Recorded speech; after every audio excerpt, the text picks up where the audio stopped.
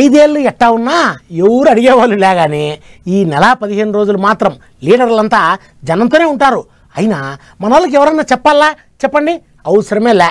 Tea తాగాలనిపించినా అట్టా tea బండి కాడికి పోయి జనంతో కలిసి టీ తాగుతారు. మార్నింగ్ వాక్ ముచ్చట్లు, పండగ పూట పలకరింపులు, ఆటపాటలతో అలరించడాలు, జనాన్ని బుట్టలో వేసుకునే దానికే రకరకాలు ప్రయత్నిస్తున్నారు. ఎన్నికల చిత్రాలు మామూలుగా లేవండి. చూడండి, తీరు ప్రచారం, తీరొక్క ప్రచారం.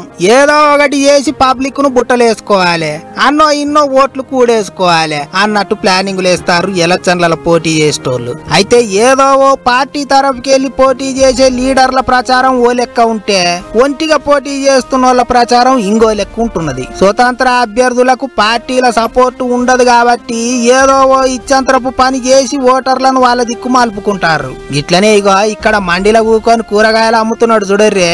ఎవరు అనుకుంటారు? తమిళనాడు రాష్ట్రంకి వెళ్ళి పద్మశ్రీ అవార్డు అందుకున్న పెద్ద మనిషి దామోదరన్. 40 ఏండ్ల సంది తమిళనాడులో పారిశుద్ధ్య వాలంటీర్ లెక్క పనిచేస్తున్నాడట.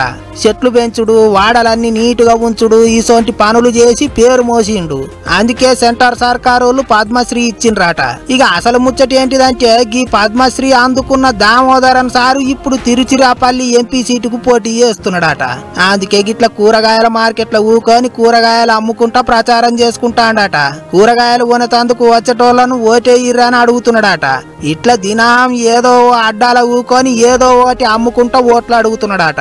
అసలే పద్మశ్రీ వచ్చింది, ఆయంత దామోదర్ అన్నకే ఓట్లేసి గెలిపిస్తారా ఎట్లా అని తతిమ పార్టీలు బూగులు పడుతున్నాయట. ఇప్పుడు ఇగిదిట్లుంటే అలీగర్ అనే జాగాల ఇగో స్వతంత్ర అభ్యర్థి గిట్ల చెప్పుల దండ వేసుకొని తిరుగుకుంటా ప్రచారం చేస్తాడు. ఎలక్షన్ల సంఘ పోలు చెప్పు గుర్తు ఇచ్చిర్రని గిట్ల మెడల చెప్పుల దండ వేసుకొని తిరుగుతున్నాడట. పబ్లిక్ తోని మాట్లాడుకుంటా ఓటేస్తే చెప్పులు అరిగేటట్టు తిరిగి పని చేస్తా, మీ కాళ్ళ కింద చెప్పులు ఎక్కుంటా అని ప్రచారం చేసుకుంటాడట.